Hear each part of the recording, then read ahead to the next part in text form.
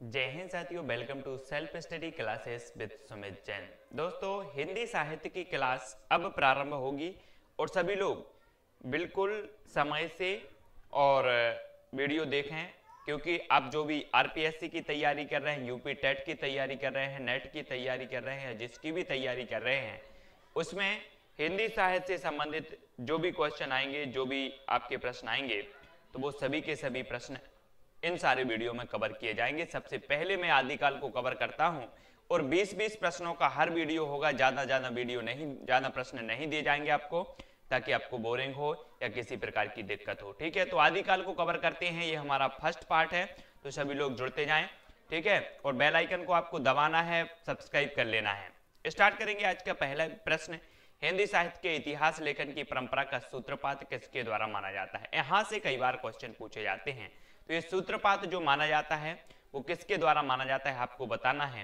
ये 4 विकल्प हैं, तो इसका जो सही विकल्प हो जाएगा गारसादा तासी। गारसादा तासी आपको यहां पर नहीं लग रहा कि दा से दादी दादा, तो सूत्रपात जो होता है ना, इतिहास का वो दादा दादी से होता, तो दा आ रहा है मतलब दादी, तो गारसादा तासी से ए हिंदी साहित्य के इतिहास लेखन की परंपरा की शुरुआत होती है। ये चीज रखना है याद, विकल्प नंबर 1 इसका सही हो जाएगा। ठीक है, नेक्स्ट है आदिकाल को वीर गाथा काल नाम दिया गया है। यहां से जो नामकरण दिया गया है वो कई बार क्वेश्चन पूछे जाते हैं, और जो वीर गाथा काल नाम दिया है वो किसने दिया है? रामचंद्र शुक्ल जी ने दिया है, आचार्य रामचंद्र शुक्ल जी ने। अब एक चीज बताना दोस्तों कि हम वीर पुरुष की गाथा पढ़ते हैं और ऐसे वीर पुरुष की गाथा पढ़ते हैं जिनका नाम रामचंद्र हो, राम हो, तो वीर गाथा काल जो नाम देंगे वो कौन देंगे? आचार्य रामचंद्र शुक्ल देंगे, क्योंकि राम जो है वो वीर पुरुष हैं और इनकी गाथा हम पढ़ते हैं।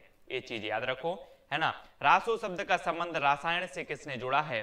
तो रासो संबंध का जो शब्द संबंध जोड़ा है वो जोड़ा है दोस्तों प्रश्न विकल्प नंबर 1 इसका सही हो जाएगा। आचार्य रामचंद्र शुक्ल ने रासो शब्द का संबंध रासायन से जोड़ा है। और यहाँ पर देखो रा आ रहा है, यहाँ पर रा आ रहा है और रामचंद्र में भी रा आ रहा है सबसे पहले, तो रासो शब्द का जो संबंध होगा वो रासायन से कौन जोड़ेंगे? रामचंद्र शुक्ल जी जोड़ेंगे। याद रखो इस प्रकार से। The modern vernacular literature of Hindustan के लेखक कौन है? तो आपको बताना है द मॉडर्न वर्नाकुलर लिटरेचर, इसके जो लेखक हैं वो कौन है? वो जॉर्ज ग्रियर्सन है, यानी कि जो विकल्प नंबर 1 है वो इसका सही हो जाएगा। ठीक है, अगला हमारा क्वेश्चन है हिंदी साहित्य का इतिहास सर्वप्रथम किस भाषा में लिखा गया?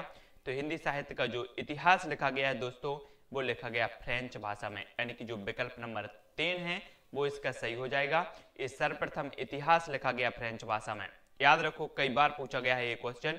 हिंदी साहित्य की भूमिका पुस्तक के लेखक कौन है? तो दोस्तों एक चीज बताना, जब हिंदी साहित्य की भूमिका लिखी जा रही होगी तो कितनी बार लिखी गई होगी? हजारों बार ये भूमिका लिखी गई होगी। मतलब हिंदी साहित्य की जो भूमिका है ये किसकी पुस्तक होगी? हजारी प्रसाद द्विवेदी जी की, क्योंकि ये हिंदी साहित्य की भूमिका हजारों बार लिखी गई, तो ये हजारी प्रसाद द्विवेदी जी की। इस प्रकार से याद भी करते जाना है। शुक्ल जी ने पूर्व मध्यकाल को कहा है, तो क्या कहा है इन्होंने पूर्व मध्यकाल को? इन्होंने कहा है दोस्तों भक्ति काल। अब एक चीज बताना कि जब आप उठते हैं और सबसे पूर्व में या पूर्व दिशा में आप क्या करते हैं? भक्ति करते हैं, सूर्य भगवान को नमन करते हैं, तो ये पूर्व मध्यकाल को क्या कहा जाएगा? ये भक्ति काल कहा जाएगा। और वो किसने कहा है? शुक्ल जी ने, आचार्य रामचंद्र शुक्ल जी ने। तो इस प्रकार से याद रखते जाओ, बहुत ही महत्वपूर्ण है। हिंदी साहित्य का इतिहास दर्शन नामक ग्रंथ के लेखक कौन है? अब दर्शन कैसे करेंगे दोस्त? हम दर्शन करेंगे जब हमारे पास लोचन होंगे, जब हमारे पास आंखें होंगी, तभी तो दर्शन करेंगे। तो नलिन बिलोचन शर्मा, लोचन, लोचन आ गया ना यहाँ पर, तो ये सही हो जाएगा। तो ये जो लोचन है वो इसका सही होगा। नलिन बिलोचन शर्मा हिंदी साहित्य का इतिहास दर्शन नामक ग्रंथ इनका है। नेक्स्ट देखें, शुक्ल जी के कालों के नामकरण का आधार क्या है? जो आचार्य रामचंद्र शुक्ल हैं, इन्होंने दोस्तों प्रवृत्ति को आधार बनाया है। नामकरण जब इन्होंने किया तो नामकरण करते वक्त इन्होंने देखा कि किस काल में किस प्रकार की प्रवृत्ति पाई गई, किस प्रकार की रचनाएं हुई, किस प्रकार की उन रचनाओं में प्रवृत्तियां देखी गई, उस प्रकार से इन्होंने नामकरण करने का प्रयास किया। तो शुक्ल जी ने किया है प्रवृत्ति के आधार पर। याद रखो कई बार पूछा गया ये क्वेश्चन है। आदिकाल को चारण काल नाम दिया है, तो चारण काल जो नाम दिया है दोस्तों वो राम कुमार वर्मा ने दिया है। एक और कि जो जॉर्ज ग्रियर्सन है उन्होंने भी चारण काल कहा है, ये चीज भी याद रखना है। राम कुमार वर्मा, और आपको पता है कि अगर हमें राम के क्या मिल जाएं, चरण मिल जाएं तो हमारा जीवन धन्य हो जाएगा। तो चारण काल जो नाम दिया होगा वो किसने दिया होगा? रामचंद्र शुक्ल जी ने दिया होगा। तो राम कुमार वर्मा ने दिया होगा। तो आज चारण काल किसने दिया? राम कुमार वर्मा जी। यहाँ पर उत्तर विकल्प नंबर 2 सही हो जाएगा। नेक्स्ट है श्रावकाचार्य की रचना कब हुई? दोस्तों हिंदी की जो प्रथम रचना मानी जाती है वो श्रावकाचार्य मानी जाती है, और श्रावकाचार्य की जो रचना की है वो देवसेन ने की है। और श्रावकाचार्य का जो रचना काल है दोस्तों वो 933 है, यानी कि जो विकल्प नंबर 2 है वो इसका सही हो जाएगा। 933 ईस्वी में श्रावकाचार्य की रचना हुई है। नेक्स्ट जो हमारा प्रश्न है, आलाखंड के रचयिता कौन है? तो आलाखंड के जो रचयिता हैं जगनेक हैं। दोस्तों एक चीज बताना कि आपने हमारे बड़े बुजुर्गों को आला पढ़ते देखा होगा, और आला वो कब पढ़ते हैं? रात में पढ़ते हैं, और रात में जागरण करके जग कर पढ़ते हैं।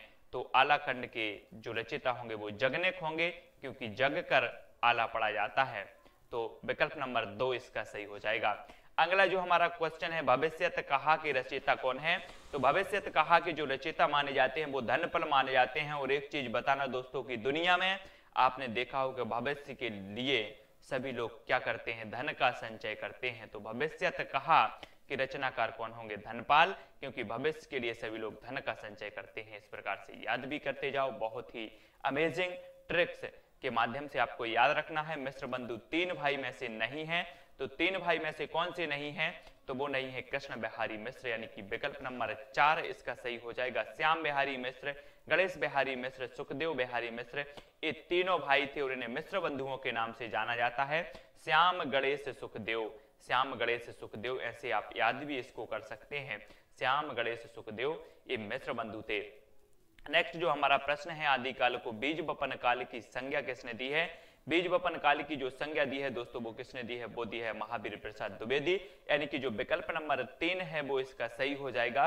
अब एक चीज आप बताना कि जो अहिंसा के बीज बोए हैं वो किसने बोए हैं? महावीर भगवान ने बोए हैं। तो यहाँ पर बीज बपन काल कौन कहेगा? महावीर प्रसाद द्विवेदी ही कहेंगे। ठीक है, तो ऐसे हमें याद भी रखते जाना है, क्योंकि ट्रिक्स आपको जब बताते हैं तो आप कभी भूल नहीं पाते हैं। आदिकाल का मेघदूत किस रचना को कहा जाता है? तो दोस्तों संदेश रासक ये रचना है, अब्दुल रहमान की है ये रचना, और ये मेघदूत कहा जाता है आदिकाल की इस रचना को मेघदूत। और आपको पता होगा कि मेघदूत जो है ये कालिदास की रचना मानी जाती है, और इन्होंने जो है मेघ के माध्यम से क्या भेजा है? संदेशा भेजा है। तो मेघदूत जब आएगा, संदेशा की बात आ रही है, तो संदेश रासक को ही ये मेघदूत कहा जाएगा। आदिकाल का मेघदूत कहा जाता है संदेश रासक को, अब्दुल रहमान की संदेश रासक, याद रखना है इस प्रकार से। ठीक है, अब हमारा जो क्वेश्चन है, आदिकाल काव्य रूढ़ियों एवं परंपराओं को समझने के लिए कौन सा ग्रंथ उपयोगी है? तो कौन सा ग्रंथ है उपयोगी जो रूढ़ियों को और परंपराओं को समझने के लिए उपयोगी है? तो वो है प्राकृत पेंगलम। याद रखो, ये प्राकृत पेंगलम जो रचना है ये लक्ष्मीधर की रचना है, और ये आदिकाल की रूढ़ियों एवं परंपराओं को समझने के लिए बहुत ही उपयोगी है प्राकृत पेंगलम। इसको याद रखना है हमें। अगला जो हमारा क्वेश्चन है, हिंदी साहित्य के आदिकाल को सिद्ध सामंत युग किसने कहा है? जी हाँ दोस्तों, ये उत्तर आपको बताना है। तो ये उत्तर सही हो जाएगा, महापंडित राहुल सांकृत्यायन ने कहा है इसे। और एक चीज बताना कि जो महापंडित होगा उसके पास कुछ सिद्धि जरूर होगी, सिद्धि होगी। तो सिद्ध सामंत काल कौन कहेगा? महापंडित राहुल सांकृत्यायन कहेंगे, क्योंकि इनके पास क्या है? सिद्धि है, और ये महापंडित हैं, इसलिए इन्होंने सिद्ध सामंत युग कहा। आपको याद रखना है। नेक्स्ट जो हमारा क्वेश्चन है, आदिकाल में किस कवि को अभिमान मेरु की संज्ञा दी गई? तो अभिमान मेरु की संज्ञा किसे दी गई? आपको कमेंट में लिखना है, जल्दी से लिखें। उत्तर इसका सही हो जाएगा दोस्तों, क्या होगा? पुष्पदंत, यानी कि जो विकल्प नंबर 3 है वो सही हो जाएगा, अभिमान मेरु। अभिमान मेरु, एक चीज बताना दोस्तों कि जब हम भगवान पे पुष्प चढ़ाते हैं तो हमें भी अभिमान होता है, और हमारा जो मस्तिष्क है, जो हमारा मन है, वो मेरु के समान ऊंचा उठ जाता है, मेरु के समान। तो अभिमान मेरु पुष्पदंत को कहा जाएगा। ऐसे हमें याद भी रखना है। कमेंट के माध्यम से सभी लोग बताएंगे, जो भी आरपीएससी की तैयारी कर रहे हैं, जो भी यूपी टेट नेट की तैयारी कर रहे हैं, कि ये वीडियो आपके लिए कहां तक उपयोगी है, कितना उपयोगी है, और भी वीडियो इस प्रकार से बनाएं या ना बनाएं। तो ये सीरीज अब निरंतर चलेगी, आप लोगों के लिए एक प्रयास रहेगा, साथ ही पीडीएफ भी आपको मिलेगी। तो इसी प्रकार से जुड़ते रहें, लोगों को जोड़ते रहें, और ये जो सेल्फ स्टडी क्लासेस है दोस्तों खास हिंदी साहित्य और हिंदी वालों के लिए समर्पित चैनल है। हिंदी का प्रथम जो महाकाव्य है वो कौन सा है आपको बताना है। तो पृथ्वीराज रासो ये हिंदी का प्रथम महाकाव्य माना जाता है और ये चंद्रबरदाई द्वारा रचित पृथ्वीराज रासो है ना। चंद्रबरदाई को प्रथम महाकवि कहा जाता है, पृथ्वीराज रासो को प्रथम महाकाव्य कहा जाता है, ये याद रखना है। और इसी प्रकार से निरंतर ये 20-20 क्वेश्चन की सीरीज रहेगी ताकि आपको भी ज्यादा बोझ ना पड़े, ज्यादा टाइम वेस्ट ना करना पड़े, है ना, क्योंकि ज्यादा समय तक जो भी देखते हैं उनके लिए थोड़ी सी तकलीफ जरूर हो जाती है देखते देखते। और इंटरेस्टेड जो भी 20 क्वेश्चन होंगे आप तक पहुंचाने का प्रयास करेंगे, साथ ही ट्रिक निकालने का प्रयास करेंगे ताकि आपको ये सारे के सारे क्वेश्चन याद हो सके। और हमारे जो भी भाई चाहते हैं कि इस प्रकार के वीडियो आपको निरंतर मिलते रहे, वो वीडियो को ज्यादा से ज्यादा शेयर करें, लाइक करें और कमेंट के माध्यम से एक एक बंदा बताएगा कि हाँ सर ये उपयोगी वीडियो है और आप इसी तरह से निरंतर सीरीज जारी रखते है ना। तो सभी लोग बताएंगे और अगर आपसे क्वेश्चन बनता है कि सिद्धों की संख्या बताई गई है, निश्चित ही एक क्वेश्चन आपसे पूछा जाएगा रोज और उस क्वेश्चन का जो उत्तर है वो आपको कमेंट में बताना है और आपके जो भी कमेंट होंगे वो नेक्स्ट वीडियो में शामिल किए जाएंगे, पूरे के पूरे कमेंट। तो आपको कमेंट में इस उत्तर बताना है इसका, जिन पे भी बनता है वो जरूर बताएं। सिद्धों की संख्या बताई गई है तो कितनी बताई गई है, 4 कमेंटों के माध्यम से, 4 ऑप्शनों के माध्यम से, 4 विकल्पों के माध्यम से आपको कमेंट में लिखना है। और आपकी योग्यता को हम भी जान लें कि हाँ आपसे बनता है और आप लोग को भी जान लें जो भी कमेंट लिखते हैं, जो भी लाइक और शेयर करते हैं। तो इस प्रकार से दोस्तों आप हमारे टेलीग्राम ग्रुप से भी जुड़ सकते हैं। टेलीग्राम ग्रुप से जुड़ने के लिए आपको सर्च करना है IAS स्टडी ट्रिक, ठीक है। टेलीग्राम ऐप आप डाउनलोड करेंगे, ऐप डाउनलोड करके उसमें आप सर्च करेंगे IAS स्टडी ट्रिक, तो वहां पर आप ज्वाइन हो जाना है वहां पर चैनल पर, और वहां पर बहुत सारे स्टडी मटेरियल और PDF आदि मिलती रहेगी। साथ ही आप फेसबुक पेज से भी जुड़ेंगे तो वहां भी मैं PDF आदि सभी शेयर करता हूं, वीडियो भी शेयर करता हूं। IAS स्टडी ट्रिक आप फेसबुक पेज से भी जुड़ सकते हैं।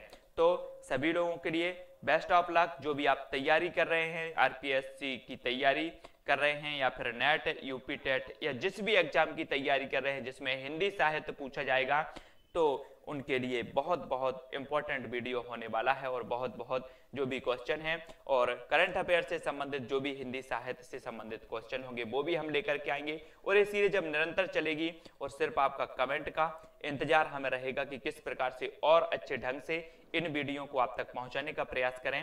तो दोस्तों जरूर कमेंट में लिखें और वीडियो को ज्यादा से ज्यादा लाइक और शेयर करना है। आज के लिए बस इतना ही। जय हिंद।